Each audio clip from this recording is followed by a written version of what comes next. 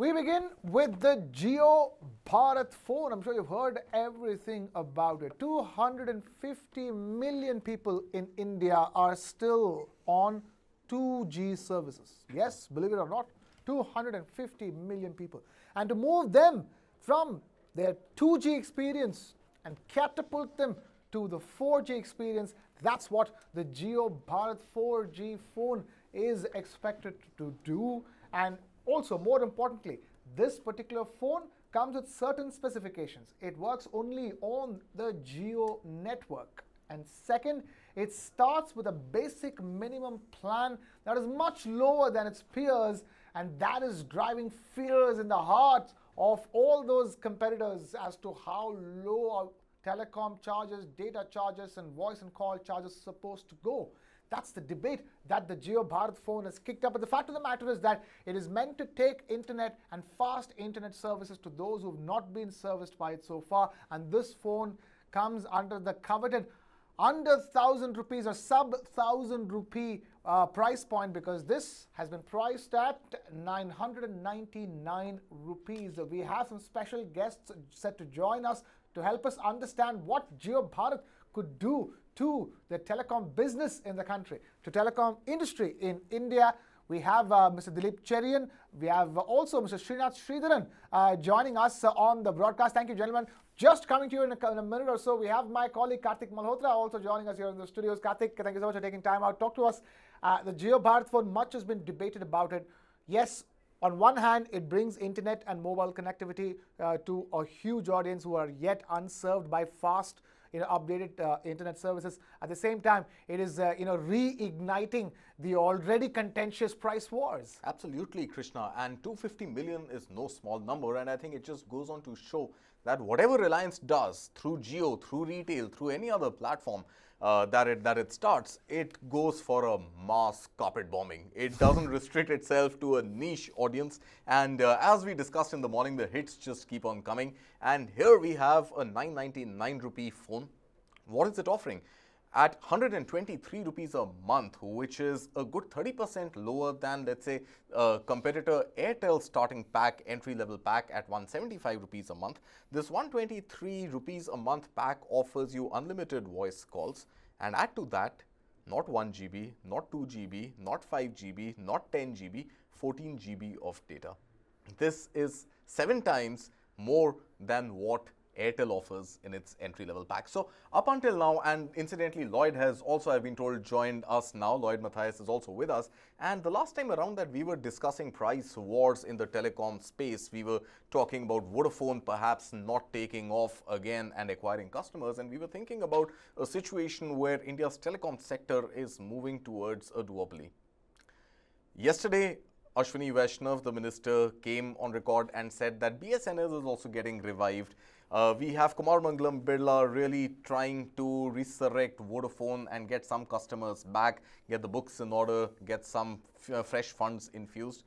But it seems to me all of that is going to go in vain, and we are not talking about the duopoly now. We are possibly looking at a monopoly with Reliance Jio. Right, possibly a monopoly with Reliance Jio. We have a very special panel of guests joining us as well as Kartik was rightly pointing out. We have Mr. Lloyd Mathias, we have Mr. Dilip Cherian, and we have Mr. Srinath Sridharan as well. Thank you all three of you gentlemen for taking time out to be with us. I'm going to quickly begin with Mr. Dilip Cherian. Mr. Dilip Cherian, talk to us, the Jio Bharat phone. One, from a phone's perspective, what it would do to, device costs as well. We are not discussing that. And of course, the entire telecom quandary, companies complaining that, they need to be charging better prices for voice and data to make some kind of money. And here you have, Reliance Jio bringing it down to 123 rupees with 14 GB. For a long time, that the phone in the hand is getting to be almost as powerful as the button on the ballot box. The fact is that this 250 million market that Jio is targeting is a market that has been underserved by everybody.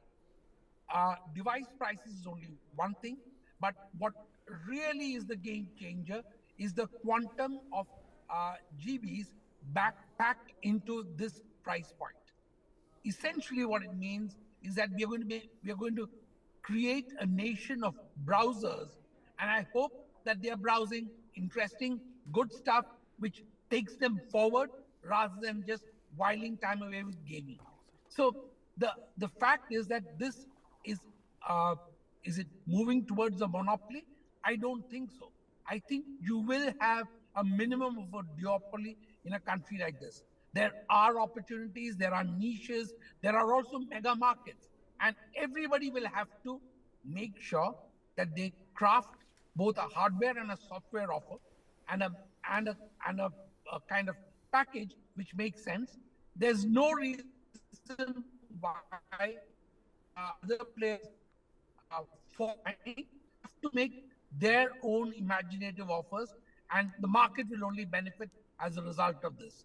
All right, market will only benefit as a result of it. Mr. Lloyd Mathias, if I can come to you on that, tell us price wars in the telecom space.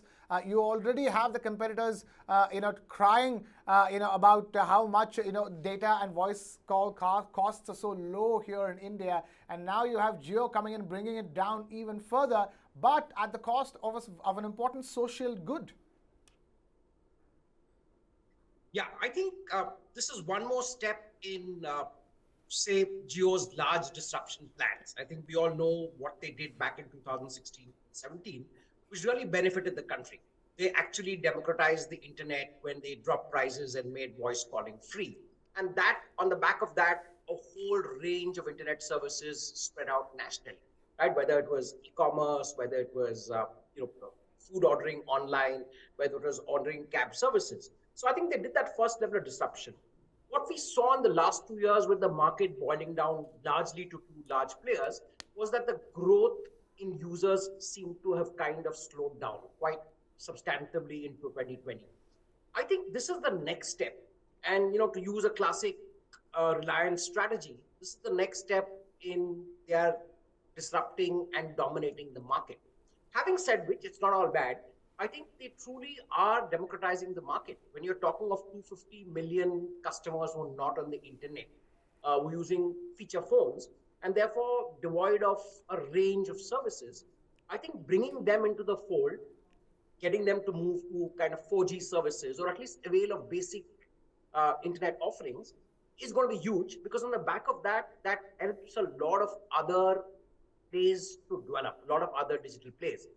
And more importantly, I think what Reliance is clearly doing is using the power of the play they have across sectors. So what they're clearly saying is that packaged with this phone, which will work only on a Jio network, will also be a range of Jio services, right? Whether it's Jio Shopping, Jio Cinema, Jio Savan, their music service. So I think they're kind of building a small closed-door ecosystem at the bottom of the pyramid, quite like, let's say, Apple does, let's say, with the top, maybe a few 100 million users in the world. Right. I think this is Jio's strategy, and I think it's hugely powerful and, in a sense, beneficial to India. Obviously, we need to watch for a developing of a monopoly or maybe a duopoly, which is not desirable in a country as large as ours. Right, fair enough, fair enough. Stay with us. Srinath Sridharan, you're talking about that, Apple kind of, hardware and software. We're not yet talking about the Jio Bharat OS or the operating system that comes with these phones. This is a made in India OS, and in fact another Indian OEM or an Indian original equipment manufacturer, mobile manufacturer like Carbon is set to take on the Jio Bharat OS as well. That's very fascinating. I mean, it is fascinating for a couple of counts. As Lloyd said, geofication kind of changed the pace of digital adoption that we're all using today. Imagine if geofication did not happen, how would we have actually crossed COVID? I mean, most of our consumer segments would not have had access to that kind of digital. And I think it's technology inclusive. And to me, one of the focus I want to drive is the recent agreement that India and the US tied up about collaborating on digital public infrastructure. I mean, imagine what could it do to Bharat OS, or what could it do to what I call the 25 crore DLT consumers, digitally lagging telecom consumers. The 2G segment, I call them as digitally laggard telecom consumers. And if you can shift them, there is a dedicated business that one could drive. We have been speaking about bottom of the pyramid, but I think this is the first time we're hearing about bottom of the digital pyramid. I think it's fascinating. I mean, it could have lots of offerings, whether it's edutainment, education, business, commerce, MSME, so many things are possible on this. But it will be interesting also to, I mean, Krishna, you must remember India has more keypad literate consumers in the last few decades rather than actually formally literate consumers. So I think it's a brilliant strategy of Jio to get consumer. I think over a point in time they'll be able to do lot many products. And as Mr. Cherian said, if other competition do not think of these and come up, I mean, why should the industry? I mean, why should the consumers be blamed? We would benefit rather benefit. I think to me, it's not a price war. It's not a perception war. I think it's a great new product offering that they've figured out in a newer DLT segment. Lloyd, do you agree this is not going to result in a price war? And linked to that, do you think competitors like Airtel can look at perhaps a 30% reduction in ARPU when they are in fact trying to increase data plan rates? So is this going to be viable to not compete on prices? Well, Krishna, we saw how the stock market reacted to Airtel. So clearly the pressure is going to be on Airtel. There is a clear concern about a lot of consumers at the bottom of the pyramid who are presently on, let's say, Airtel plans switching over, just given the fact that, when it comes to a like-to-like price comparison, this is a no-brainer. But as it always happens, I think it will also force competition to react and be more innovative, right? And that's precisely the game that Reliance has played, right? They've jumped into a market, they disrupt the market, they start to dominate the market, and then slowly everyone follows and gets their own share. And as long as it's a 2 or 3 player market, I think there's enough room for everyone. India has a large enough market. I think for the future, we need to have at least 3 or 4 significant telecom players. The worry is that right now there are 2.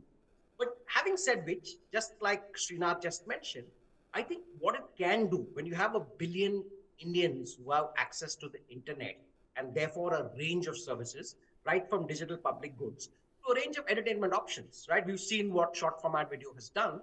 I think this opens up the market to a range of possibilities, right? This is something, let's say in olden times, you'd expect governments to do to actually help people at the bottom of the pyramid get to a digital infrastructure. We talked of the Bharat Infranet. I think this has kind of jump shifted all that. And therefore, possibly in the end of a year or two, we'll have close to about the billion number. We had kind of got stuck at between 600 billion Indians, so to speak, on the internet, who at least could use some kind of messaging. Now, this can actually stretch that number all the way down. And as Srinath said, this breaks the literacy divide, right? If people with their new 4G phones can speak up messages in their vernacular language, that even breaks the language divide. I think, truly, to my mind, this is one of the big disruptions. Right. It can really change the face of the internet economy in India. And I think it's full marks for Jio for enabling this.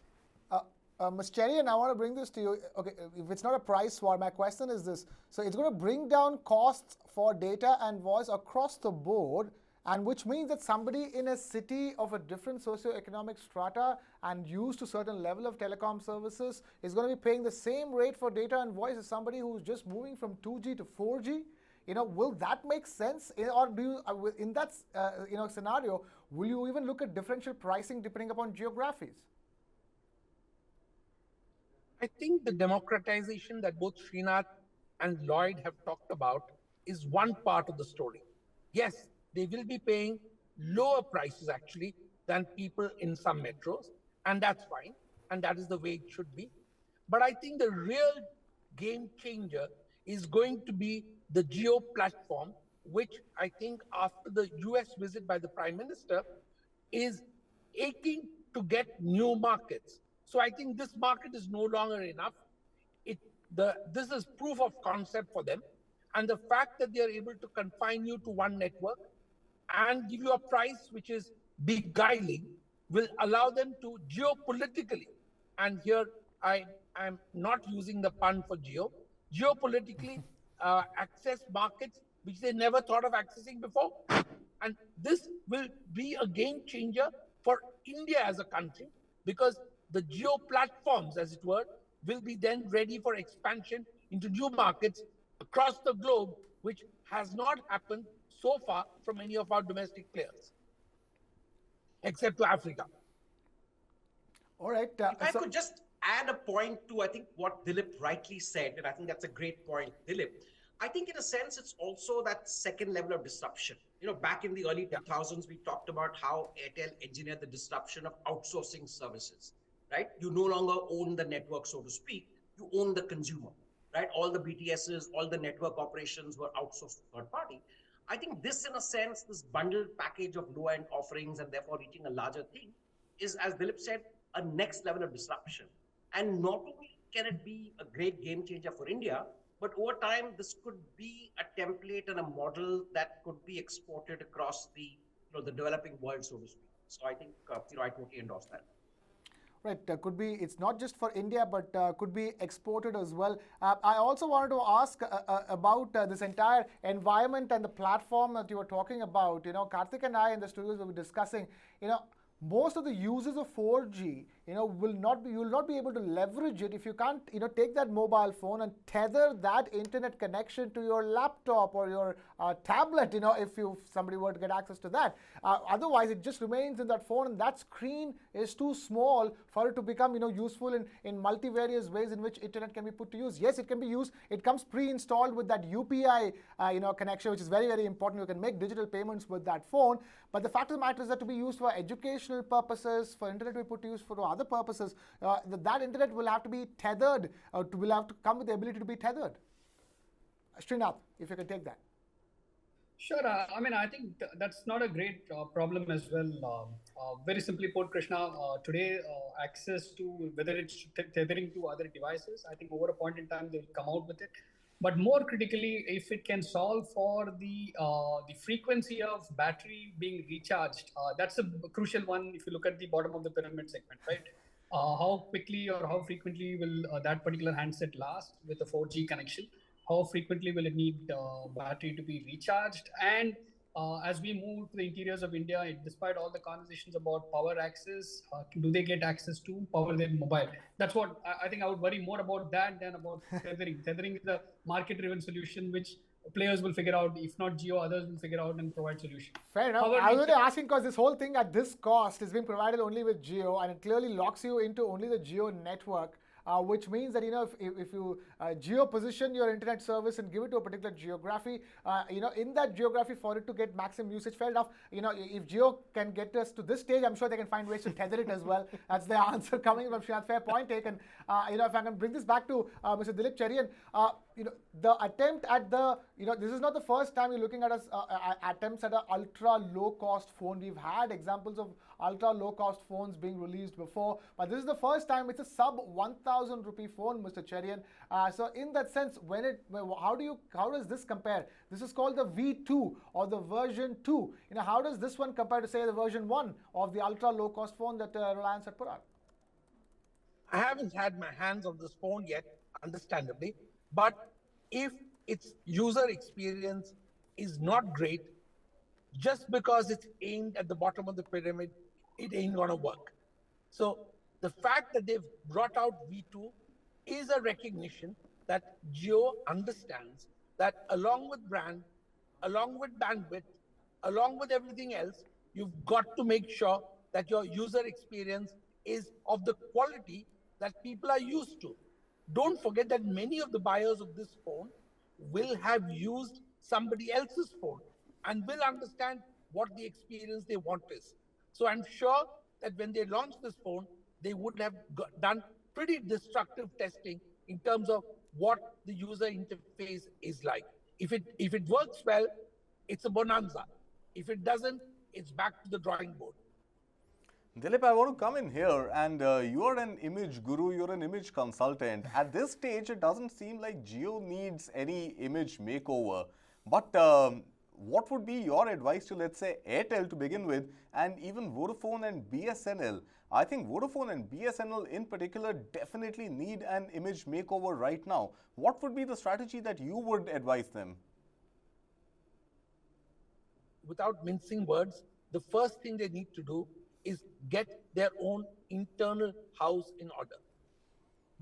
Both these companies have lapsed into a moribund state of just survival mode, and that isn't what today's 5G and 4G customers are looking for.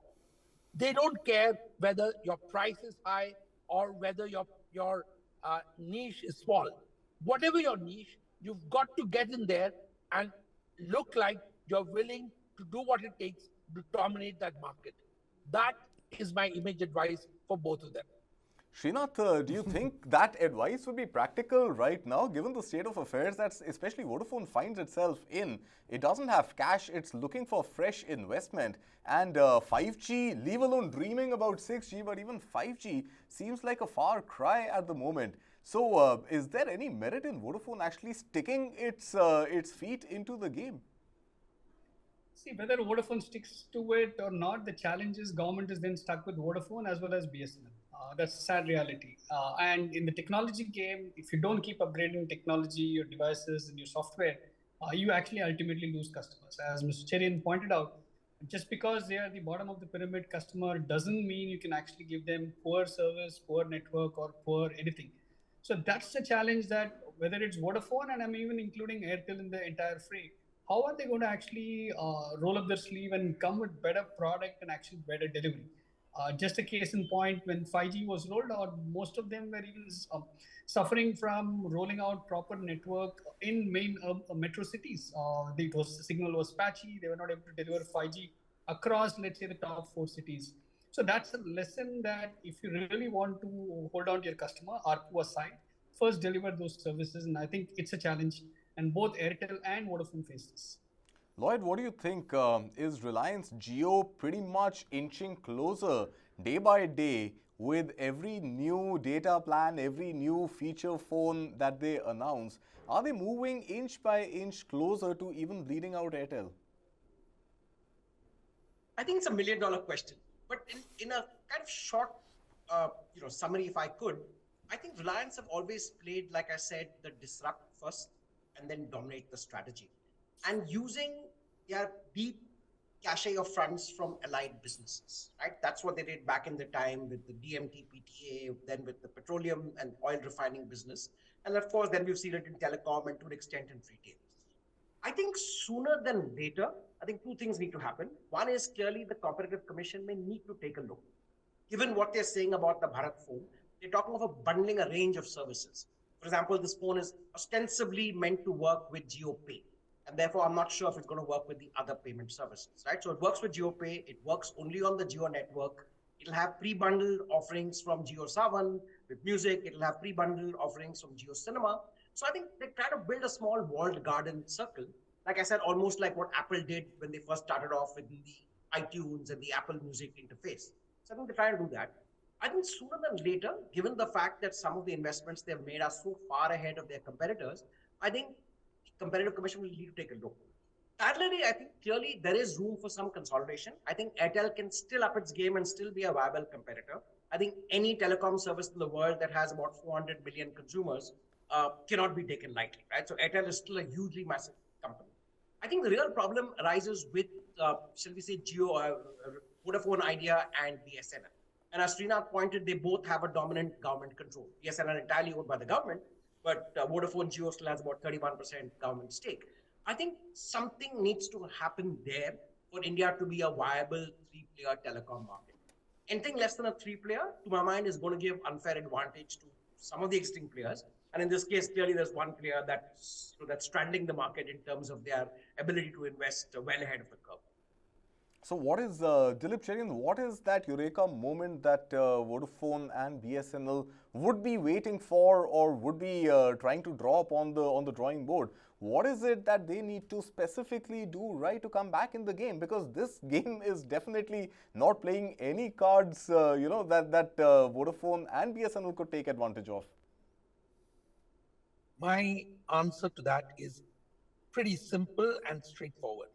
You need an iconic manager, a CEO with vision, and government to keep its hands off and only keep its pockets open. Well, the government has opened pockets already to Vodafone and has kept its pockets open to BSNL. And from what I understand, government doesn't have too much intervention right now in day-to-day operations management of Vodafone, which in fact Kumar Mangalam Birla himself is spearheading, especially the... So it needs that manager. So it needs that big vision manager with the aggression to do what it takes.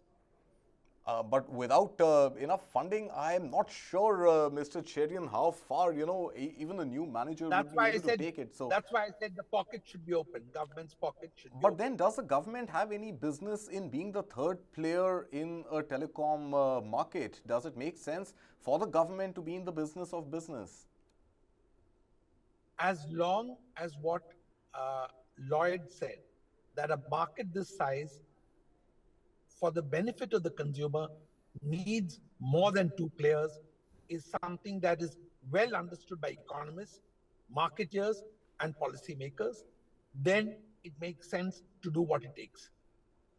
All right, fair enough. I think that makes sense. The government should continue infusing money till as long as Vodafone or BSNL become relevant stakeholders in at least a three-player market. Fair enough. We're even having this conversation because of the Jio Bharat phone, Kartik, and the fact of the matter is that there was the Jio phone, and there's a Jio phone next, and now we have the Jio Bharat V2, Jio Bharat V2 that we have, and Jio Bharat V2 is even happening after the fading success of Jio phone next. So my question here is, as Dilip and Lloyd and Srinath have been talking about, the phone has to be attractive to use. It has to be easy to use for consumers, and the success of the phone will go a long way, in helping us understand how much of a disruption this will take place. I just have being the devil's advocate, Mr. Lloyd Mathias, if I were to ask you, is there a chance that there's this entire question of disruption of or the re-disruption of India's telecom market is solely dependent upon the success of the Jio Bharat phone in the first place, and there's no guarantees for that? Yeah, I think this is going to be a big first step. And as Dilip rightly said, I think a great UX, usage interface, seamless usage is going to be table stakes, right? Consumers, even if they are first-time users, and as Dilip rightly pointed out, not many will be first-time users. Some will have used some other phone. I think the interface has to be absolutely seamless and positive. Also, given the fact that people from the bottom of the pyramid may be slightly more tech challenged than, let's say, people in slightly more urban centers, just because of the learning curve. So I think that's important. But I do believe that all the things that they have mentioned in terms of what they plan to do, they're going very, very micro market. They're talking of 600 and 6,500 Teslas. So really marketing to the absolute bottom of the pyramid with a complete prepackaged solution, right? A phone built in with data, built in with a range of services. I'm told they're even building in a WhatsApp as part of the option. So there will be a chat option. I think is fairly positive, right? I think over time, it's just the ability of reaching a certain scale before the flywheel kicks in and really makes it very, very successful. So I have little reason to believe that it won't take off. All right. If I were to ask the same question, Srinath, to you as well, being the devil's advocate, a lot depends upon a lot is riding on the success of the phone in question that we're talking about. It has to be more successful than the previous iterations launched by Reliance. See, that's true. The initial stages, they've gone through their experimentation curve. They've made mistakes. They've learned from some of the initial Star or Spark handsets, which didn't really take off. But I think this is, to me, the maturity curve for Jio. I think 2016, when they kind of Jioification of data access was the first one. I think this could be the second one where I think it's far more deeper. I see this as Jio trying to create a bottom of the pyramid, almost Jio world for them. And if clubbed with their financial services, if it has Jio Pay and access to various financial services that Jio wants to do, it could be a game changer for them, not just from mobile telephony perspective, but also from a deeper engagement with Indian economy. I think it could be a long-term strategy of exactly what the Hindustan Rivers of the world spoke about, bottom of the pyramid, sachet model. I think this could be a big game changer of thinking about the taluks and also the pin code. The larger question is, just because they get it right, and if the other players, other telecom players don't have the wherewithal to do it, it would be very unfair to call them a monopoly at that point of time, because the losers would be the consumers. Kartik and Krishna, if I could just intervene for a second. So so. Srinath, their press note does talk about the fact that they're integrating UPI payments through the Jio Pay.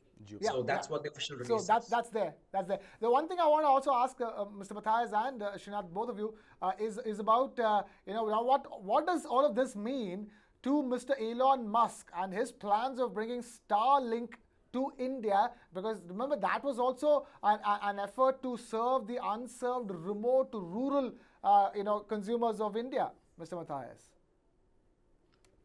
Well, I think this is one more step in that direction. I'm not sure how Starlink will seamlessly, kind of work with this ecosystem. Because if you understand, if you look at all the other significant players, whether it's Facebook, whether it's Google, I think they all have some financial infusion into this Geo platform, right? We saw all that happen in the latter half of 2020, right? When Geo did this mega tie-up with 13 different partners. As of now, none of Musk's entities are part of it. So I think that's a separate discussion.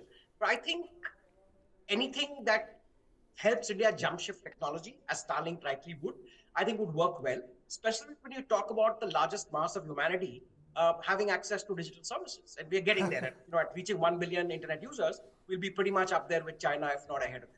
All right, Mr.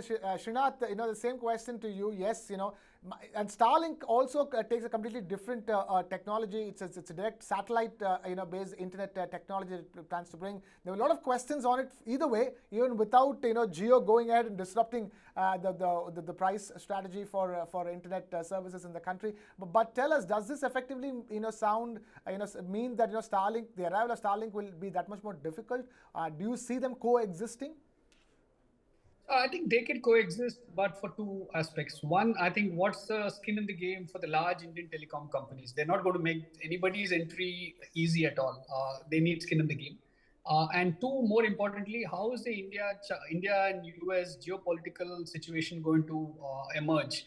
I mean, the last week's applause and great visit, all that is done, dusted. But how is it going to really shape up? I think that's the real challenge, not just about Starlink. All right. Fair enough, Srinath and Mr. Mathias. We'll leave it at that.